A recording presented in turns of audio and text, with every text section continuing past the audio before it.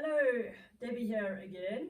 We're on day 5 of our 21-day yoga challenge. Hope you're having fun with it.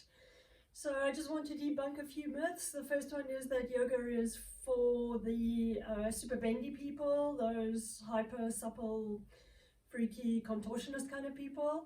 It's so not true. Really, yoga is intended for all of us who are faced with things that are more blocked and tight and unbendy and that need attention. So it's really a brilliant system of postures to help you be in contact with these problematic areas. So what we tend to do is ignore them and run away from them until you need some form of medication for the pain that's attached to whatever the problem is. So we're trying to kind of catch things before they get there. So, you can always just sit on your couch and do nothing and then, see what happens. It's a very good option. Or we could sit here and struggle through a couple of things and find out exactly where things are not functioning as they should. So in a previous video, I said you need to have a good sense of humor. And honestly, if you can't laugh at yourself and all the knots that you might get yourself into and feel like a twat and laugh at yourself for that as well, then it's a real pity. So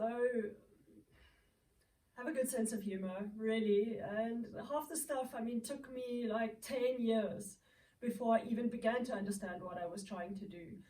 And it just means, really learning to look, really learning to move towards understanding what's happening. So, your curiosity needs to be really elevated and learning to listen as well. Now, listening is, we're just so stimulated by noise of the exterior. And this is one of the things we try to do to slow that noise down so that we can really not only see, but also listen to what's happening. And if you haven't seen that video by the South African game ranger who has a blind lady come in to, do a safari, it blew my mind, that video. It's exactly what we're trying to do in yoga. Have a look again if not. Just before we get going, it's always good to, have a couple of blankets or towels stacked next to you. If it's at all possible to have something resembling a wooden brick, like a box of cereal or something, something that has kind of that shape would be good. And then, like yesterday, also, scarves or belts are really good as well. We won't need a scarf or a belt today, though. A chair, don't forget a chair. Always good to have a chair next to you. Because very often we don't know what we're going to be needing, especially, one day the body's tight, the next day it's not. Some days things are accessible, the next day it's not. Some days I end up doing that triangle pose with a chair, the other day my hands on the ground. You got to listen to what your body is needing. So don't get into any form of habit either, because then you're not going to be listening to what's happening if you just go straight into automatic mode. Okay, so we're going to start off lying down on our backs again. So what would be very good is if you press your pause button here and actually spend 5 minutes in the Baddha Konasana, the posture that we did yesterday, with the legs open. You can have nothing under the spine. You can have two blankets under the spine, or maybe 2 towels, or maybe even oh no, I hope you can't hear my little goodie going in my ear. Or maybe even even more height than that. Okay, otherwise just lying here and spending 5 minutes just getting connected with your breath, allowing your mind to be calmer, allowing things to just settle down. The more settled the mind, the calmer the mind, the more available we are to really be looking and listening to what is happening in the body. So, like I said right in the beginning, the point is not to do, the point is to feel. The point is to feel and be in connection with sensation and learn what's happening. So don't feel that anything is obligatory, or that, actually while I'm talking, why don't you just bring your knees to your chest, much better. Toes together, chest wide, bring your knees in. So if there's something that's not accessible to you, maybe, back off a little bit and grab something next to you that might help you resemble the shape that we're doing. we're trying to release things to create more space in the body, to create extension, and release tightness where there's tightness, to strengthen what needs to be strengthened, to create space where there needs to be space. So to do all of that, it's not always, like I said, accessible to everybody on a particular day. Work with what you have and be okay with whatever's presented itself. And like I said, learn to laugh at yourself as well. Oh my goodness, if I can explain how many times I fall over and do the most idiotic things before my body understands what my mind thinks it should have understood long ago. Okay, now bring your right foot onto your left knee like we did on day 2, I think. Spend a little bit of time just trying to open up this groin area, so pushing the thigh away from you. Try and keep the foot in a flex position, and your tibia, your shin bone, comes towards you when you're doing that, so don't just turn the whole thing out from your foot. The thigh is going out, but not the foot. Okay, and then if you can, grab, so the hand goes into the triangle, and you either place both hands behind your left thigh or onto your your left shin. And it's exactly here where you'll find that you probably want to bunch up to reach your legs. So, grab your towel or blanket or whatever you need to maintain the length in your neck. Don't bunch something up because you're trying to access something else. So things to observe constantly are your neck, your throat, your face, and your breath. Those are classic regions that will just, show you exactly where you're holding tension. So again, once those things are released and your breath is soft and smooth and even, begin to observe, feel. Like I said to Sam on Facebook,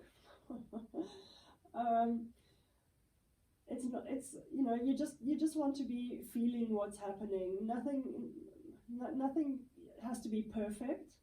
There's no particular perfect form, but every posture will bring you into connection with something that's happening.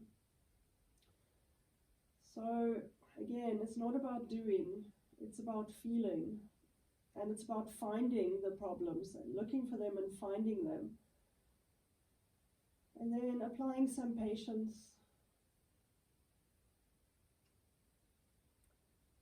applying compassion, empathy, learning to breathe through things. And change.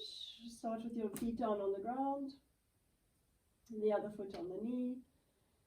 Push your left thigh away from you. Just allow that to open. And then hand into the triangle and either grab behind your thigh or onto your shin bone. Again, foot is flexed with the opening coming from your groin area and not from your foot.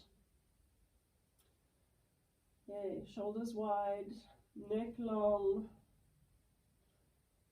breath soft, smooth and even, and then just wait, be patient. And remember I said if you can't do this, then put your foot up against the wall, scoot up to the wall.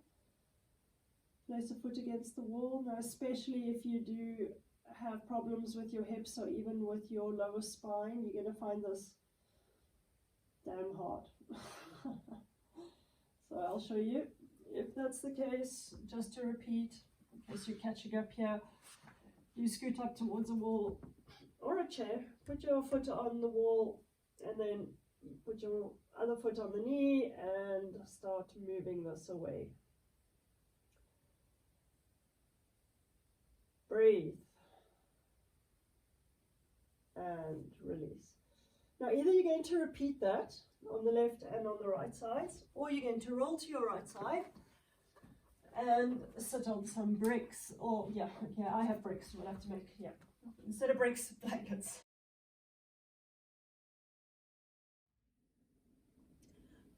The reason I'm saying that you need to grab some blankets or something to put under your butt is, I'll explain in a sec. So, let me show it this way.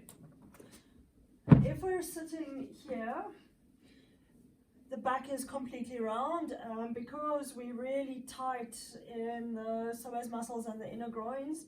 It's very hard to bring the spine forward. So when we're using props or equipment in yoga, especially Iyengar yoga, we try to bring the posture to us. So we're looking for an extended back. How we're going to get to the extension, we just put some height under the buttocks, and as you build up your height, the easier it's going to be to bring your spine or your sacrum forward so that you can get a spinal extension. It might be a lot of height for some of us, so it might be here. Don't be afraid of height and taking something to support the posture. It's not a crutch, it's to help you create the kind of extension and the kind of space that we're looking for. So, you know, it could be that, it could be lower, it depends completely what's happening here. As a general rule, we don't want the knees to be higher than the hips. We want the thighs to start relaxing down. And you'll find the more height you have under your butt, and you might have to take out an entire cupboard full of towels or something here, but that's okay too. I did when I started off about 22 years ago. Okay, so you want to release this and extend the spine. Okay, so like I said, you're either going to repeat what we've just done. This is just taking it a little further. You want to create a crossing of the legs. So I'm going to show from the front. If you're going to cross the legs here and go forward, it's going to be very easy to go forward, but you're not going to access anything here at the base of your around your hips, base of the spine, I want to say, but really around the buttocks area. So if you bring your tibia bones forward or your shins forward and you cross your legs more and more, as though, you know, your feet are going the other side of each femur, you're going to get a lot deeper access going in here. So for a lot of people, it's not going to be possible in the beginning. You're probably going to be here, but then you slowly start working towards resistance. And the more resistance you can create, the harder it's going to be to go down. But the point is not to get your head down. The point is to access what's going on around this buttock area. So because this buttock area becomes so tight and congested, we don't get access to the spine. And very often there's in fact pain somewhere, normally lumbar area or sacroiliac area, because we're so blocked up around here. So work towards having your thighs parallel and towards bringing your feet to the edge of the mat. And the more you advance, I want to say avancez in French, the more you bring your tibia bones forward as well, the more resistance you're going to create. Okay, so enough height to create enough extension. And as we go forward, there's like a circular action going on here in the hips. So we want to just turn the hips forward. You're going to be very tempted to prove to yourself how good you are, and you're just going to drop the head like this. Well, fine, go for it if you want, but nothing's going to change here. So begin to just feel yourself turning forward, or the hips turning forward. And while you're doing that, relax your thighs completely. The upper spine comes in, so we don't want any of this humped back stuff. We want to really bring the upper spine in because we want that extension created along the front spine. Open up the front chest. And then maybe you can go a little bit further forward, or maybe not. Maybe your job is to just sit here today and, you know, let things open up a little bit, slowly relax your adductors, your groin, your inner thighs. You know, it could be that you can take a lot less height, and with enough resistance, it could be that you can go really quite far forward, you know, with the upper spine in and then the head down. But really, there's nothing to prove to anybody. The point is to work with what you have, and the point is to release all the tension where we find it. So no point in trying to break the body while you're just trying to release things. Inhale, come up and change the crossing of the legs. So if you had the left leg in first, obviously right leg in. Again, try and make your thighs more and more parallel, and bring your tibia bones forward instead of towards you, away from you. And try and cross your feet towards the outer edges of your mat. And then slowly come forward. I might even get my friend Arthur, who's my friend the skeleton, to show you what I'm talking about in a sec. So again, release your thighs, release your inner groin area, and then begin to turn the hips forward. Create extension in the spine. Always think of the front spine when we're talking about extension. No humped back, none of that. Open up the chest, bring the shoulders down. So the other thing we tend to do is pull from the brain and pull from the head, and then we end up going forward like something like that too. So keep the shoulders back and down. These are trapezius muscles. They should always be going away from the ears and down towards the buttock area.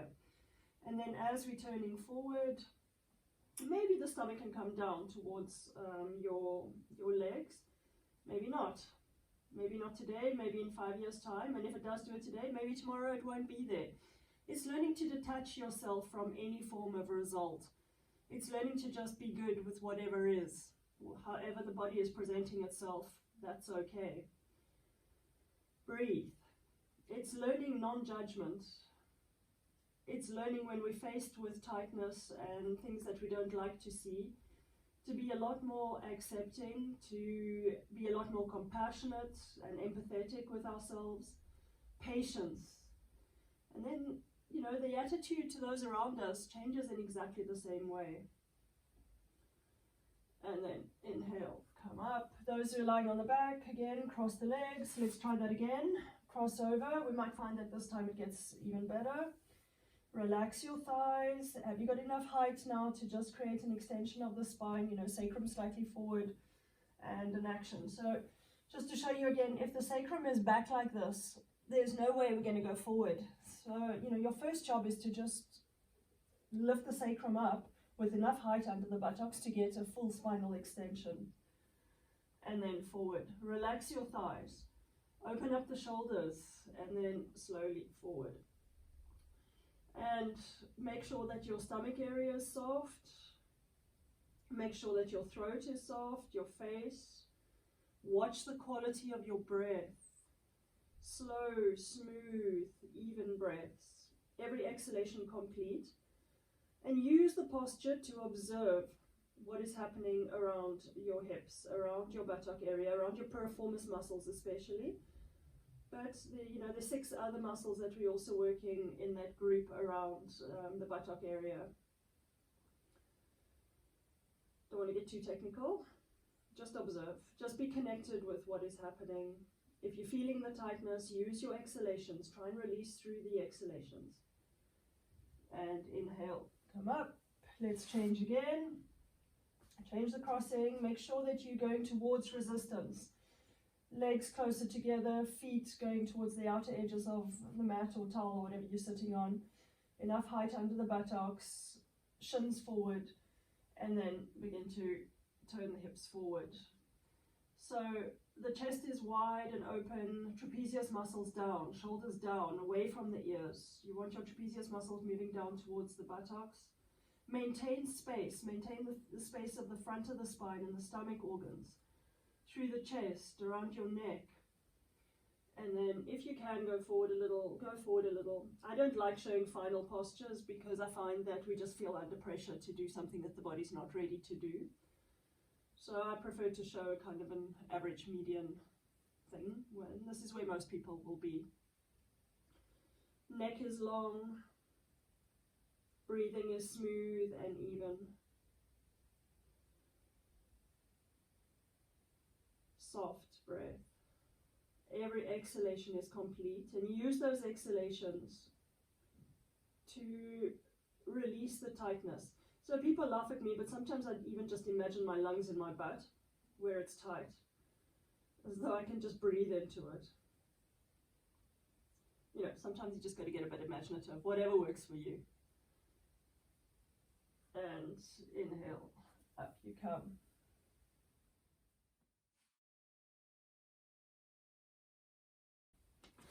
Okay, I realize I'm going a little sideways here. Bear with me. Sometimes it's easier though when you can visualize what you're doing to actually and understand it, then you know why you're doing something. Well, I hate doing something if I don't understand why. So this is your pelvis. This is the sacrum area. So there's a sacroiliac joint here between your iliac bones and your sacrum, and very often we have problems coming in here in the sacroiliac joint. It's normally for many reasons actually. Sometimes it's not stable enough, sometimes it's too tight, but that's not the point of what I'm trying to say here. So here is your L5, your last spinal bone here. And then, you know, you have what's called the sciatic nerve that comes down here and then runs through the leg. But over that are muscles here called the piriformis muscles, which are attached something like this. So the thing is, if you've got your leg out, like I was sitting right in the beginning, this muscle is short. But as you bring this forward, look how much it has to extend. And then as you're tipping this forward, it has to continue stretching and extending. And the thing is, when this muscle is really tight here, it affects the entire pelvis area, but it also, as far as fascia goes, it affects everything that's going on in the spine. So you might feel pain here, you might feel pain here. So it's really important to release everything around your sacrum area, and eventually it will release all the way up the spine if the problem is coming from here. If I turn the other way, and I just want to explain the psoas muscle. It's attached round about here, and then it comes up and it forms like a cup here.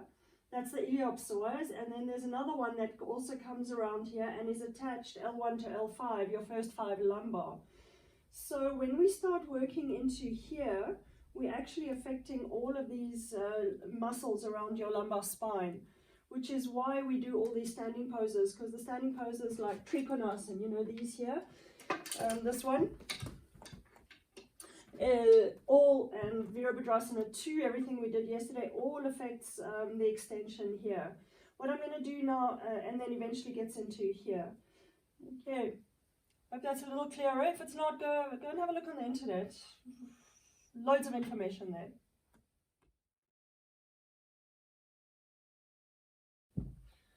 So let's get rid of the blankets. And what you're going to be needing are 2 nice sturdy bricks. If you don't have bricks, I don't know, use cereal boxes or upside down beer glasses that are really big and sturdy, you know, whatever you have. Or you can just use a chair. Chairs are really good here as well. Okay, so what you want to do is put your right leg forward. I'm going to show left just because it's closer to you here. And always when we're working, we work to support our joints because they're not meant to have weight pushed into them. The weight bearing things are your bones and your muscles, not your joints. Joints are for movement. So what you don't want is this. If you're going to go into something like this, all you're going to do is damage your knee. You always want the foot underneath the knee. And then hands on the bricks, or if you like, hands onto a chair, works as well. And we're going to straighten that back leg. So let's just start here with the back leg down, the back knee on the ground. Make sure that the knee is as far away from you as possible. Your front foot is, I'm going to move these back a little bit, front foot under the heel, and then lift up the chest, open up the chest area. Okay, you might even feel here that you're already getting quite a strong pull through the front thigh. Against that, the coccyx comes down, or your buttocks move away from your lower spine. Okay, there's kind of a tuck. And then if you can, slowly stretch that back leg. So if you have any calf injuries here, Sam, don't overdo, rather come forward a little bit and feel it, then extend that heel back.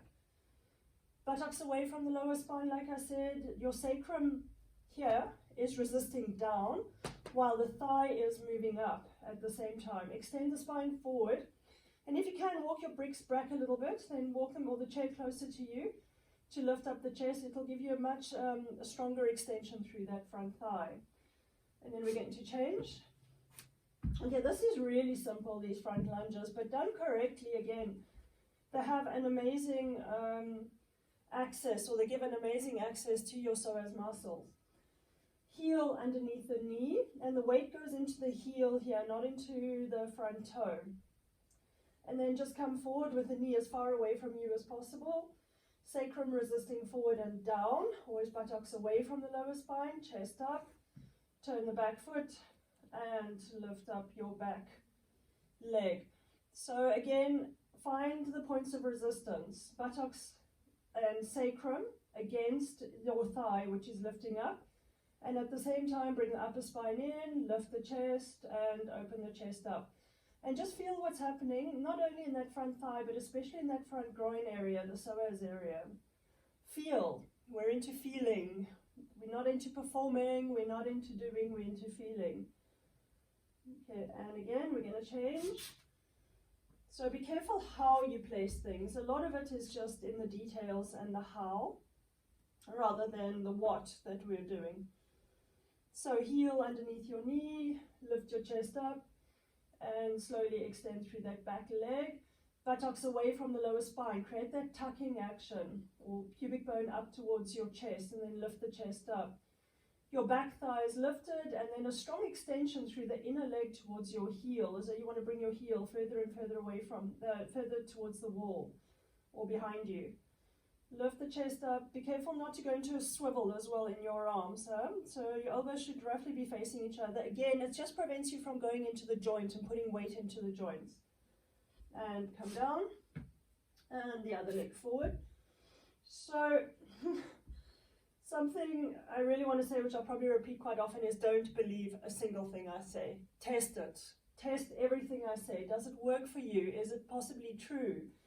The amount of absolute junk I've been taught, I can't actually tell you. Lift up the back leg. And it's really important to find out what works for you. There's always a why behind everything. So constantly ask yourself, why would I want to be doing it like that?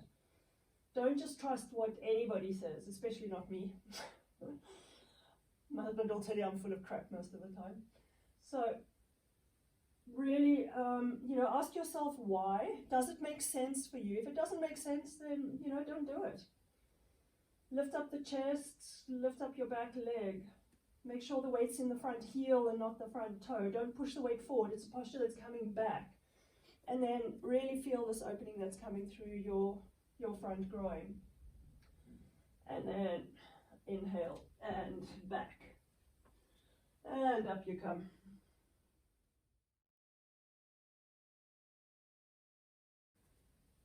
Before we get into the standing poses, I just want to do some simple twists on a chair. So a dining room chair works really well here. What is quite good is to put a brick between your knees and make sure that your legs are parallel to each other. And you want to turn towards the arms of the chair? The back of the chair. Okay, so feet nicely placed, and press your feet into the ground. Make sure that your hips are quite far back over the chair. Spine long, shoulders down. And then as you're twisting, if this is your spine, you want to twist everything around the axis of the spine. You don't want to, start coming towards the chair or behind the chair or make one side shorter than the other. We just want to create loads of length through the spine. So place your hands onto the chair and then inhale, and on the exhale, turn. But again, you're turning your stomach organs around the spine, you're turning your diaphragm around the spine and your chest around the spine. Not angling it in any way. Also be careful of the bunching up the shoulders again. Make sure your shoulders come down, neck long. So especially here, make sure that if you're turning towards the left side, that your right waist is long. If you're turning towards the right side, make sure your left waist is long. And that your left shoulder is down. Okay, now on the inhalations, the spine comes up, creates space between every vertebra. And then on the exhalation, turn. So we turn the base of the spine or the stomach organs. We inhale and we turn on the exhale the middle of the spine or the diaphragm. And then we inhale, and on the next one we turn the chest area. Don't turn from the head. So what we tend to do is turn the head and direct everything from the brain. Allow the base of the spine to be the source of your action here. So neck long, and once you've turned as far as you can, then from the back of the skull begin to turn.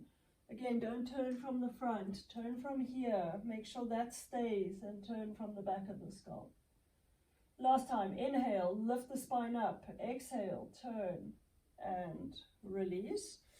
And then you can either just turn to the other side of your chair like this, or I'm going to move the chair, and I'm actually going to be facing you this time. Okay, again, the brick between your knees, and how are you placing your feet? Are your feet parallel? Are they underneath your knees?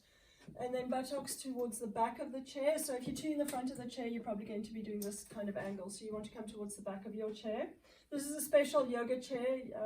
Doesn't look normal, but any chair will do for this one. Your spine long and extended, and on the inhalation, lift up the spine, and on the exhalation, turn towards the chair. And this is where you need to watch the angle. So you don't want to be shortening one side. You don't want to be coming over to another, and especially people who are very supple in the lumbar spine tend to push the lumbar forward. So make sure that you're maintaining also the space in your lumbar spine, and especially if you are turning to the right side now, it's your left waist that has to stay long and your right shoulder that has to come down. If you're turning towards the left, make sure that it's your right waist that's long and your left shoulder that comes down. Inhale, more extension in the spine, lift up the spine. And exhale, turn from the base of the spine, bottom, stomach organs. Inhale, lift up. Exhale, turn the middle of the spine or your diaphragm. Make sure your shoulders are down. Watch how you bunch into the shoulders immediately when we're trying to do something. It's just habits. And being aware of your habits is, quite a long learning curve. Inhale, spine up. Exhale, and the chest turns around the spine. Maintain the axis of the spine. Okay, so the reason we're using a chair is because you can push and pull on the chair. So, I'm turning towards the right here. So my left hand is pulling and my right hand is pushing. Or the opposite if you're turning the other way. Neck long, and now from the back of the skull also turn the head. Make sure that the neck is still placed on the shoulders, that you haven't lost the axis of the neck or the spine. Last time, inhale up and exhale, turn and release. Worth repeating if you want to do that again.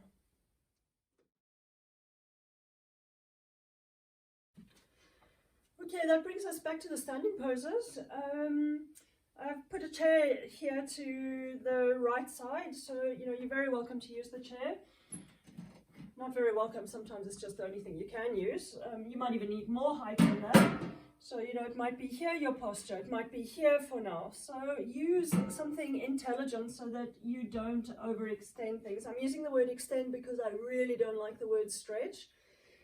So the difference is that when you're extending, you always have action some way. Like really strong action, pulling the thighs and the kneecaps up. If you're going forward, you're pulling the thighs and the kneecaps up, and the more you have action here, the more you will feel the limit of what's going on somewhere else. Whereas if you don't have action and you just start pulling against things, you're probably going to tear them. So, extension implies a lot of action, a lot of muscular support before things can start releasing and extending. It implies really finding out where your limits are and not just bouncing into things and hurting things. Okay, so we start off here. So classically people jump into this posture, and you're welcome to jump into it, but more than likely it's better to just, depending on how old you are and how much yoga you've done in your life, it's probably better to just extend your feet apart.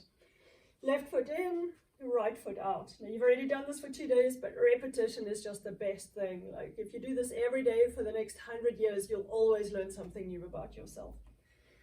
Key again is the ball of the big toe. Why the ball of the big toe? Because if you start turning this thigh out like we were talking about and you don't have the ball of the big toe, you're just going to end up lifting, and then there's no real access into your front thigh. So press the ball of the big toe down. Something I didn't mention, don't turn this foot out to get, the leg out either. If you're going to turn the foot out, you're going to overextend all the tendons on your inner knee. So better to have your foot kind of slightly forward than slightly back. And then lift up through the kneecaps and the thighs on both sides and begin this outer rotation. So to get that outer rotation, you're going to again have to release your hips slightly towards the right side.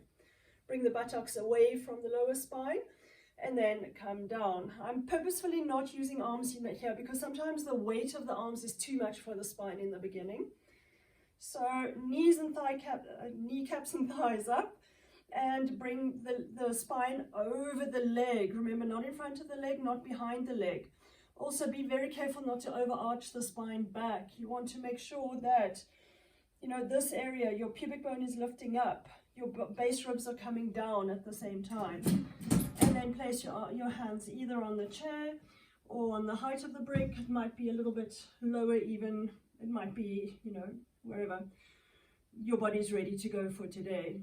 Okay, then extend through that back foot, the inner back foot, and press your left thigh back. From there, you'll find that against the rotation of the front thigh out, you can begin to open up your right side, but your left side. But don't worry about the left side if the right side's not really functioning properly yet. Concentrate on that right side. And once the chest is open, we can lift the arms. Don't pull the posture back from your arms. It's got to come from the legs, the opening. If you're going to start pulling things from the arms, you're going to end up with pain in your rhomboid area, around your shoulder blades. Okay, don't forget that you want to take enough height so that you can have both sides of the waist parallel. We don't want this kind of thing because it just is collapsing the posture, and energetically the posture needs to work for extension. Okay, and then your left arm goes up and you can turn and look at the thumbs, if you can, and then inhale, up you come. Turn your feet to the other side. You might have to change your brick, or if you were intelligent, you had 2 bricks already placed. Right foot in, left foot out. And again, you know, ask yourself, even if you bend a little bit, to find out where you have to release your hips and how much you have to release your hips towards the left side to make sure you can maintain your bones here aligned. You don't want knees collapsing in or buttocks out. Your buttocks bone always remains aligned with your heel. Okay, so press the ball of the big toe and begin to rotate your left thigh out, and then bring the spine out over the leg, and then decide what height you're going to need.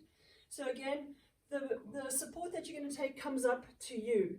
You don't collapse onto support just to, you know, get somewhere that will again resemble a pose but isn't really doing anything for your body.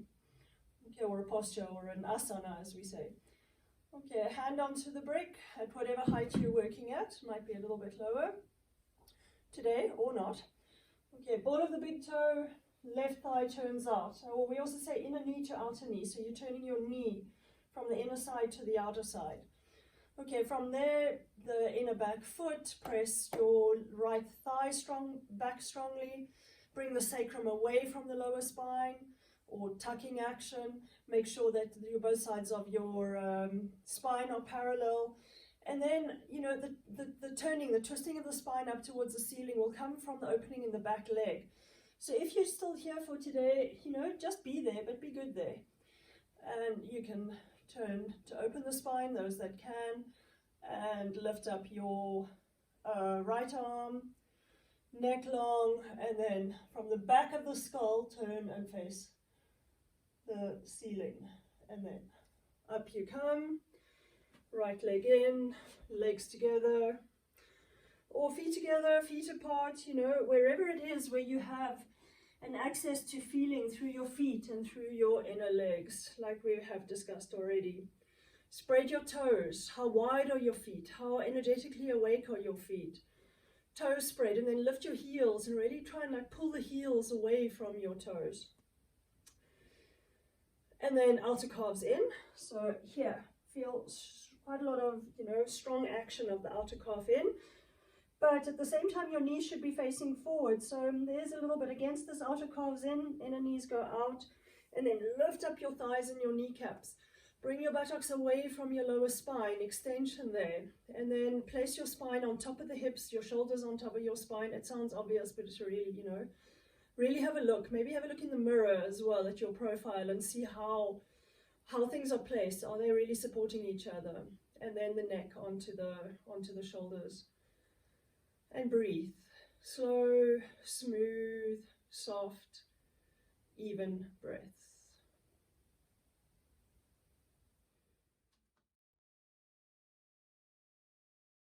We're going to be doing Virabhadrasana 2, that warrior pose that we were doing. And once again, the axis of the right leg is really important, that you maintain the alignment of your bones here, especially the sitting bone with the heel. Not here. The posture is here. Okay. And perhaps further down. But if you're going to maintaining the weight on the back leg and the alignment of these bones, it's not that easy to come down in the beginning. It takes a long time and a lot of patience. So either you can jump, those of you who have more experience, or you can just spread your feet. Left foot in and the right foot goes out.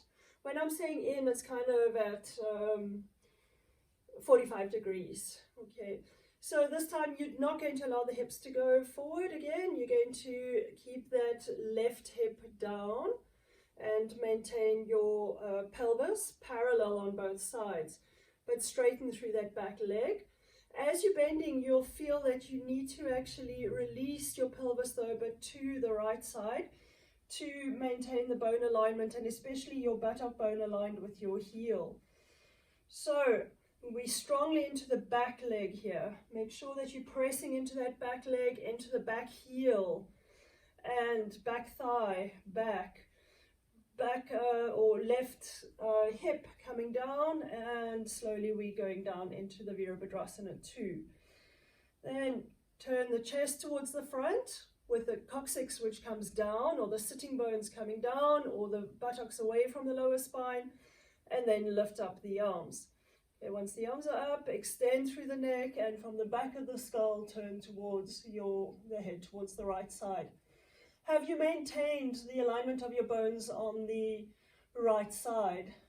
Tibia, femur, and your buttocks bone aligned with your heel. Now straighten through that back leg.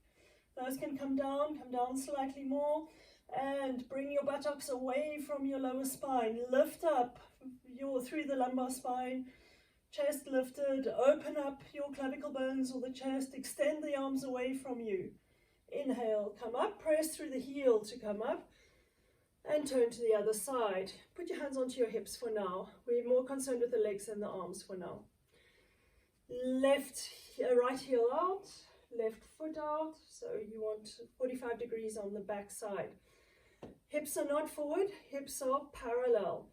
So again, really bring your right hip down. Extend through the back leg, and now we're going down from that back leg, so maintain the weight on the back leg. And then have a look at how you have to turn your pelvis to make sure that the bones on the right side are aligned.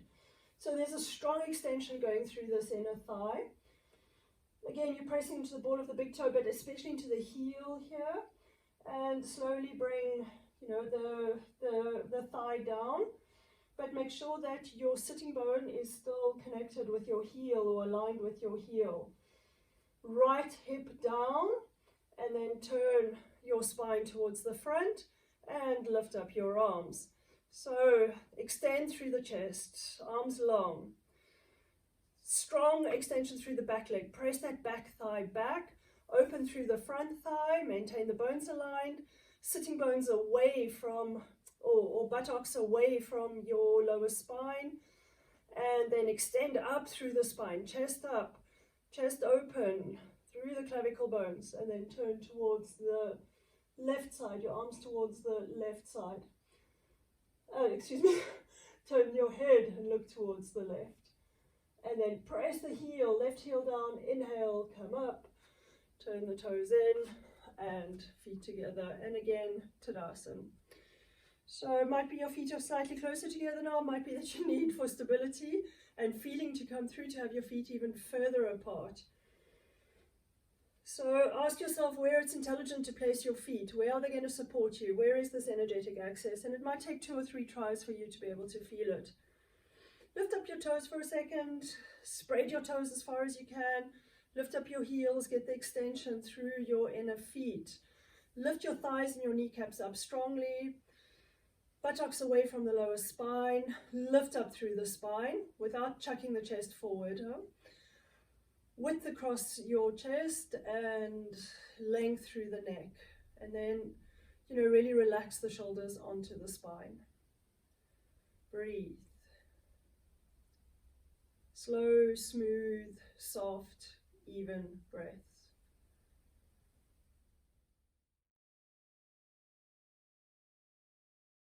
Okay, the next posture is called Parsvottanasana. It really gets into your back thighs or your hamstrings. You're going to need a chair.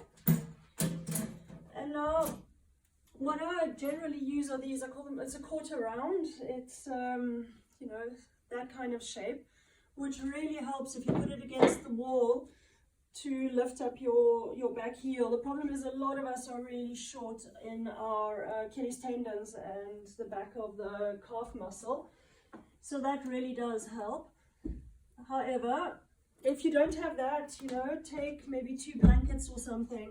So a lot will depend on that length. Ideally, of course, we want the back heel on the ground. I'm going to show the profile of the posture, but the thing is, we don't want the hips turned, so we want both hips facing the front. And if we're really short through that back leg, then the posture is going to be here, turned open, and you really want it to be squared to the front. So it's much better to take a bit of height under the heel. You'll also get more feeling coming through that back arch. And then right leg forward. So ask yourself how much height you're going to need to really turn both hips to face the chair that's in front of you. Lift up the front spine. Press into that back leg. So you've got length through the inner arch. You're really strongly pressing through the back thigh back. Now, ball of the big toe. Watch how the weight wants to go to the outer foot. Keep it on the inner foot. And then inhale, lift. And again, the circular action in the hips forward to get your hands onto the chair. So your hips should be still facing square forward. We don't want it open to get downer. So a lot will depend on the length of your hamstring here.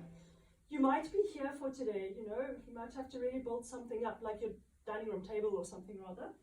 Then here, for those that are, slightly more supple, perhaps you can put your hands onto bricks or even onto the ground. But we want a spinal extension. So we don't want to come down and then we, bunched up again here. Is your spine long? Now from your legs, you want to create a certain drive going through the spine. All the spinal extensions come from the legs. Press into the ball of the big toe. Lift the thighs and the kneecaps up. Press into the heel of the back foot and then feel that length coming through the inner back leg. Turn your left hip forward and down. Right hip goes back. And from there, really drive your spine forward. Create extension. Again, now you come down. If you can go further down, you go further down onto bricks, or you might even go down like this for today onto your elbows. But be okay with wherever you are. No judgment. Just feel. There is no perfect in yoga. There's always something to work on. And perfect is wherever your body is going today. And then inhale and up you come. And we're going to change.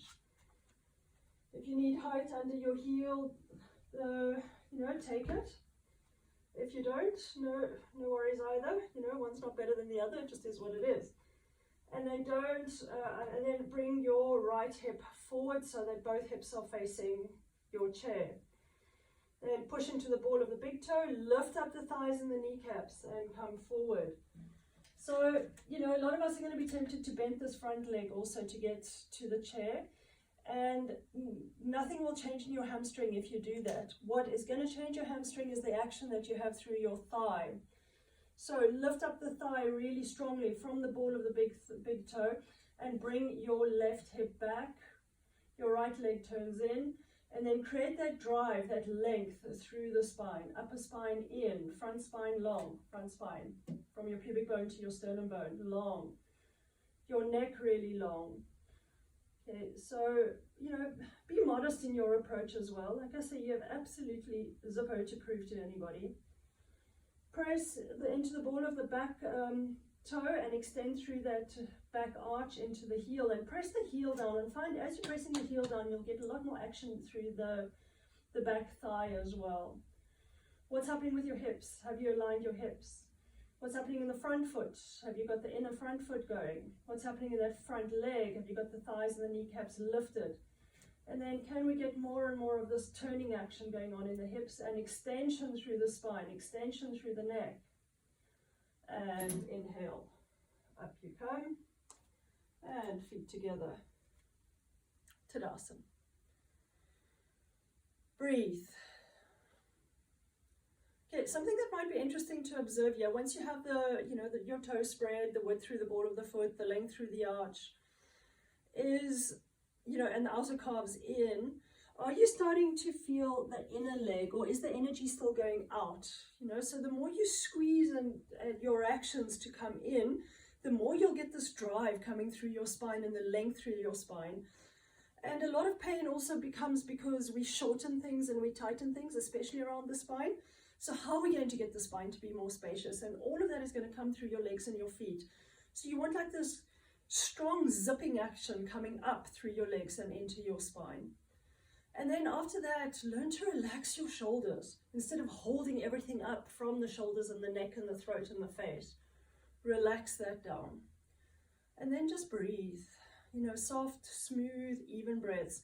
Learn to create support, energetic support from the bottom up, so that the top can be relaxed, so that the brain can be relaxed. The brain can soften as well. And you're breathing, space for the breath. The longer the spine, the more space there is for the diaphragm and for the breath. Exhale properly and release. The next posture is called Prasarita Padottanasana. So the legs are going to be like Trikonasana, relatively wide. I'm just going to show you just for now that we're going to be coming down to here with an extended spine, then our hands come back and then we come down into the posture. But I'm going to show you with a chair from the other angle. Okay, so spread your legs, don't your legs, your feet. Don't laugh at what I just said. Inner feet long, heels away from each other. Inner legs long, so outer calves in. And from there, you slowly come forward. Again, keep your front spine really long. I'm showing with a chair again because I know most of you are not able to just put your heads on the ground, and who cares, quite frankly. Thing is, can we release what we can release? So you're going to need a lot of action in your legs and your feet again to get the kind of extension we want. Inner feet really long, inner legs. So to get that inner leg action to drive the spine forward, you want your calf muscles, outer calves sucked in towards the bone, and then work at just lifting up your sitting bones and creating extension through the spine. Perhaps you could come down to here. Don't forget to open up through the chest area. Neck long, breathing soft, smooth and even. And really try and feel some form of energy in your feet, like awaken your feet, awaken your legs and lift up through the legs. Again, it's strong action through the thighs and the kneecaps coming up. And then maybe you could, have your hands on the ground. It might be that you can go even further down. Again, who cares? It is what it is. I'm going to keep saying this. No need to perform. No need to be attached to a certain result. Just be good with whatever is. And then inhale and up you come. And feet together. Tadasana. Again, you just want to find that point of balance. Where are things? Let me show it from the side maybe. Are your hips placed over your feet? Is your spine placed over your hips? We don't want to either chuck the spine forward or chuck the chest forward and open the chest that way. It's just a false opening. So from your feet, outer calves in, And then be aware of where your hips are in space. A lot of us also just chuck the hips forward and intend to be, you know, something like this. So thighs back. Really press your thighs back against the thighs, going back. Buttocks comes down and the sacrum comes against the thighs. Always resistance of one thing against another. And then are your shoulders stacked over your hips? Are you creating that extension through the spine with loads of action through the legs? And then is your neck placed on the spine? So for a lot of us, our necks are here, and it's going to take a while for it to really extend and to bring the head over the spine. And then relax your shoulders. Make sure that things are just, you know, again, supported, and relax what needs to be relaxed. Breathing, soft, smooth, even breaths. And then release.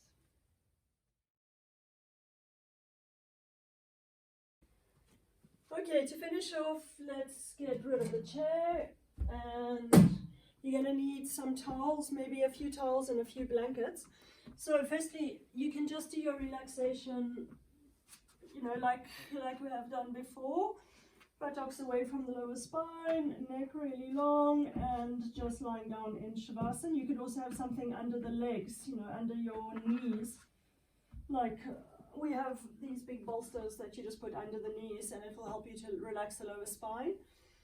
Another option always is to grab a chair, especially if you have you know, pain in your, any form of back pain, and just relax with your legs on the chair. Make sure that your buttocks is as close to the chair as possible. Create the extension through the neck, and then bring your shoulders away from your spine. Okay, actually I was going to show you another posture, but I'll keep that one for tomorrow. So for today, chair, legs on the chair. Make sure that your buttocks is away from your lower spine again, and your shoulders are away from your ears.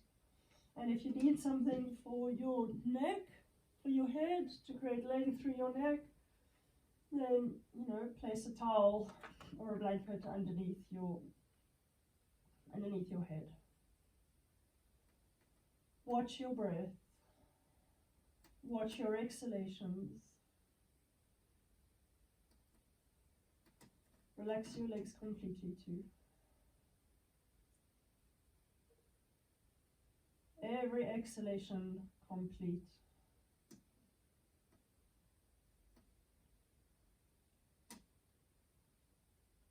And watch everything just slowing down with the exhalation. Allow a quietness now to settle in. Especially allow your mind to be quiet.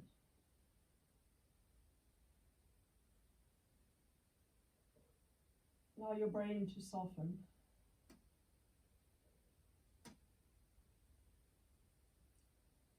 And then the head feels really heavy, and allow your brain, your skull, your head to sink down into the earth.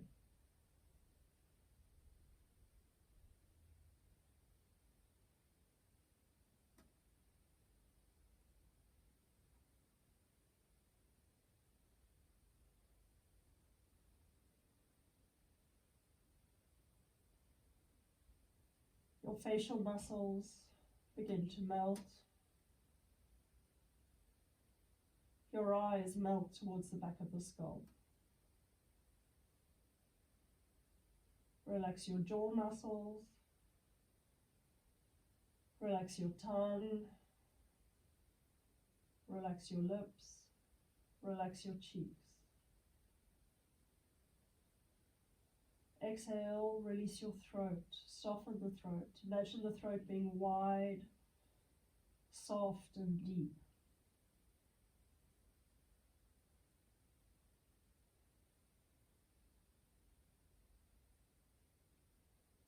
Relax your neck. And allow your shoulders to sink into the earth.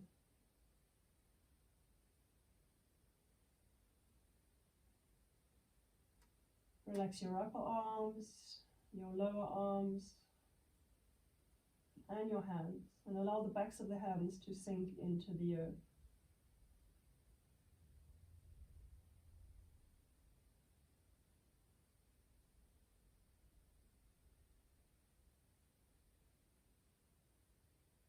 Feel your upper spine heavy. Allow your middle spine to be heavy. And your hips completely heavy and relaxed.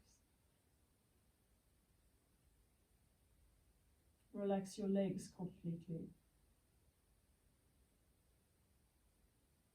Relax your feet.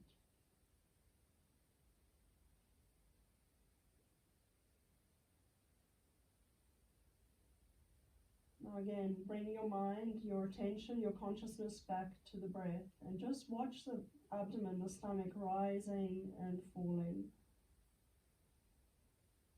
There might even be a pause after the exhalation before it rolls and turns into an inhalation. Then maybe even a pause after the inhalation.